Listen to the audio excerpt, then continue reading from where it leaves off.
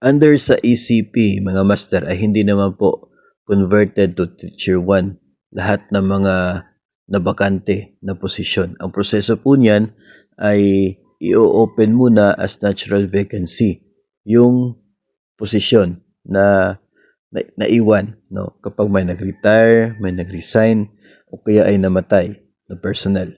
Okay? So, i-open siya as natural vacancy para pwedeng applyan ng mga nasa mas mababa na posisyon. Ngayon, after 1 year, kung hindi pa rin na-fill up yung vacant position na yon, wala pang na-promote to that position, ang mayayari ay ma-convert siya into entry-level position sa respective group, job group. So, kung ikaw ay, yung position ay school principal 2 hanggang school principal 4, so hindi po teacher 1 yung conversion niya, kundi school principal 1. Kung master teacher 2 naman hanggang sa master teacher 5, ang conversion ay hindi rin teacher 1, kundi master teacher 1. So, magiging existing master teacher yung position na yan kung walang ma-promote to that position na naiwan. Kapag teacher 1 to teacher 7, well, doon po mayayari na teacher 1 yung magiging bagong posisyon na conversion doon sa converted position doon sa naiwan po. So, hindi siya automatic na maging teacher 1 tulad po ng inaakala ng marami. Ito po ay may proseso. Yung natural vacancy na yan ay hindi po limited yung 3 salary grade. Pwede po mag-apply kahit more than 3 salary grades.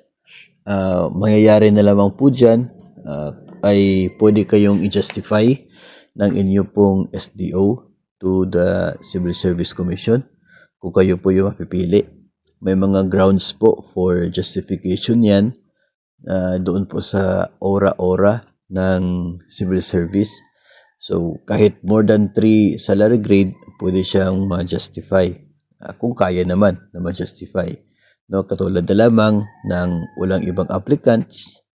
Of course, ikaw lang yung nag-apply. Tapos, teacher 3 ka, nag-apply ka ng master teacher 1. Walang ibang qualified applicants. So, pwedeng i-justify yan. O kaya ay mayroong certain special sa iyo. May specialty, may special qualification ka, parang ganun. Or pwede din na maging reason yan. No? Kahit more than 3 salary grade yung magiging aakyatin mo kapag na-promote ka sa position na yan. So, yun yung ibang mga advantages ng natural vacancy. Sa kasalukuyan ay as long as na isa publiko yung vacant position, malabo na magkaroon ng isa lamang aplikante, di ba? For sure, talagang marami yung mag-a-apply for a higher position, especially kapag natural vacancy.